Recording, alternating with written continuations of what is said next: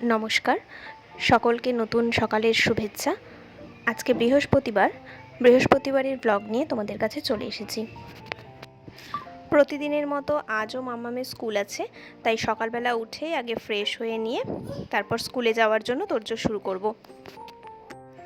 জানো তো, আগে মাম্মামদের স্কুলে বৃহস্পতিবার করেও ছুটি দিত, কিন্তু এই বছর থেকে বৃহস্পতিবারের ছুটিটা বন্ধ হয়ে গেছে। বৃহস্পতিবার করেও এখন স্কুল হবে। সোম, মঙ্গল, বুধ 3 দিন টানা ক্লাস করার পর একটা দিন ছুটি পেলে না বাচ্চাগুলোর একটু রেস্ট হতো, কিন্তু সেই রেস্টটা তো এবছর থেকে বন্ধ হয়ে গেছে। জানো তো, গরমের ছুটি যখন 1 মাস পড়েছিল তখন ভেবেছিলাম অনেক বেলা করে ঘুম থেকে উঠবো, অনেকক্ষণ আরাম করে একটু ঘুমোবো, কিন্তু তা আর হলো কই। ওই যে কেন জানি না ভোরবেলা না চাইতেই ঘুমটা ভেঙে যায়, আর ভোরবেলা ওটা যেন এখন একটা অভ্যাসে পরিণত হয়ে গেছে। আমরা সত্যিই আজব জীব, আমরা সবাই অভ্যাসের দাস। আমাদের যখন যেভাবে যেমন করে করাবে আমাদের সেটাই অভ্যাসে দাঁড়িয়ে যাবে। এই যে বড় রানীকে স্কুলে পাঠিয়ে দিয়ে তারপর ছোট রানীকে উঠিয়ে ওকে খাইয়ে তারপর স্নান করে একদম সোজা চলে গিয়েছিলাম আজকে বৃহস্পতিবারে ঠাকুর ঘরে। গাছে যখন এত সুন্দর ফুলগুলো ফুটে থাকে না, সত্যি গাছ থেকে ফুলগুলো তুলে নিতে মনে খুব কষ্ট হয়, কিন্তু তারপর যখন ভাবি যে এই ফুলগুলো দিয়ে আমি পুজো করব, এই ফুলগুলো ঠাকুরের চরণে যাবে, তখন সত্যি একটা আলাদা শান্তি লাগে। শ্রীকৃষ্ণের একটা বাণী আছে, ঈশ্বর মহান, তিনি সর্বশক্তিমান, বিপদে ধৈর্য ধরো, পৃথিবীর সকল মানুষ যদি তোমায় ঠকায়, ঈশ্বর কোনোদিন তোমায় ঠকাবে না, তাই ঈশ্বরের ওপর সম্পূর্ণ ভরসা রাখো।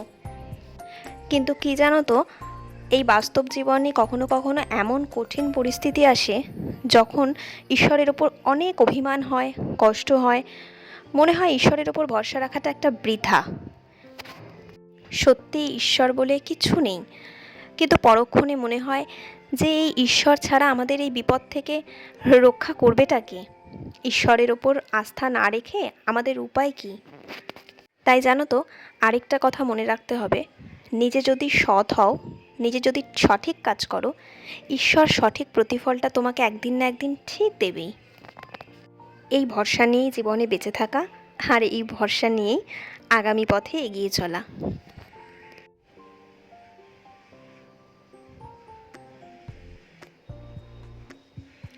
পুজো শেষ করে চলে এসেছিলাম, ওই 2টো পরোটা আর একটু আলুর তরকারি ছিল, ওটাই খেয়ে নিচ্ছিলাম। পুজো হতে হতে 11:15 বেজে গেছিলো, তো অনেকটা লেট হয়ে গিয়েছিল। তারপর গেছিলাম রান্নাঘরে। আজকে কচুর শাক রান্না হবে। কচুর শাক জানো তো, ইলিশ মাছের মাথা ছাড়া একদম খেতে ভালো লাগে না, কিন্তু কী আর করা যাবে, ওই যে নিরামিষ, তাই মা ছোলা ভিজিয়ে রেখেছিল, কিন্তু ছোলা দিয়ে খেতেও এটা ভালো লাগে, কিন্তু ওই যে দুধের স্বাদ কি আর ঘোলে মেটানো যায়? আমি নিরামিষভাবে কচুর শাকটা কোনোদিন রান্না করিনি, এটাই আমার প্রথমবার, তাই একটু ইউটিউব দেখে নিয়েছিলাম যে কীভাবে রান্না করতে হয়।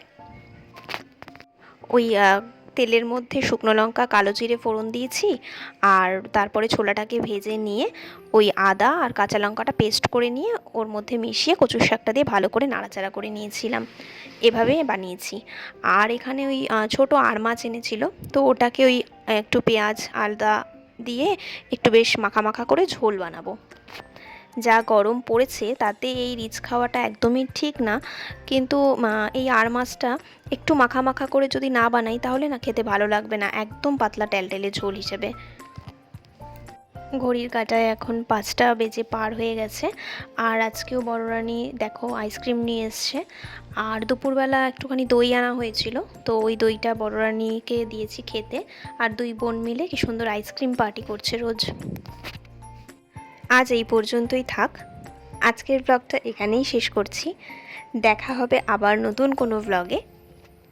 ততক্ষণে তোমরা সবাই ভালো থেকো, সুস্থ থেকো, আর ব্লগটা ভালো লাগলে অবশ্যই একটা লাইক করে যেও, আর কমেন্ট করতে ভুলো না।